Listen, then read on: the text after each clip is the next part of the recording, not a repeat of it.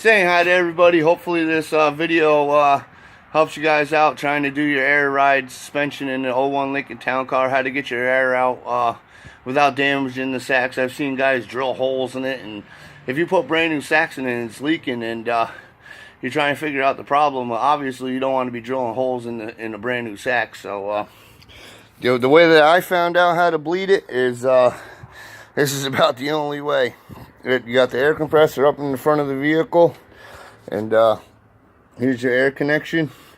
I can't hold the phone and do it at the same time. I've seen guys, these guys been telling everybody put a screwdriver behind here and pry out and everything else. No, you're not supposed to do that. You're supposed to push down on this little thing like a button and pull the line out. Simple.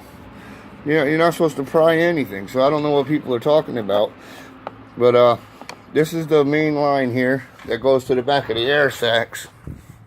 And as you can tell, I got the car fully up right now. And the only way to get it out is to turn the compressor on, so that way the valves open in the air sac. Because obviously, right, you see that I got the wire disconnected, and these bad boys are still aired up in here.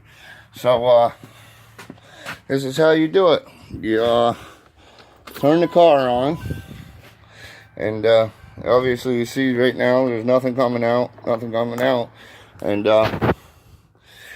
because the car is level, the only way to do it is to actually make the compressor turn on and open these valves and go the opposite direction. So you got to stand on the trunk or whatever you got, you know what I'm saying, you and a couple buddies, and just bounce on it a little bit. Try to get it to recognize that it's got too much, it has not enough air in it, is what you want it to recognize. Like, oh, I'm going flat.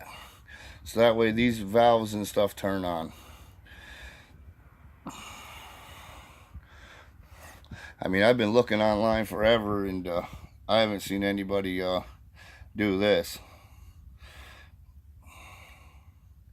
Like I said, everybody was just drilling through holes through their sacs or cutting the sac. These are brand new air sacs in this car. See that? Got the air compressor to turn on because it thinks that you have to stand in the back or else it's not going to turn on. You'll be waiting here all day.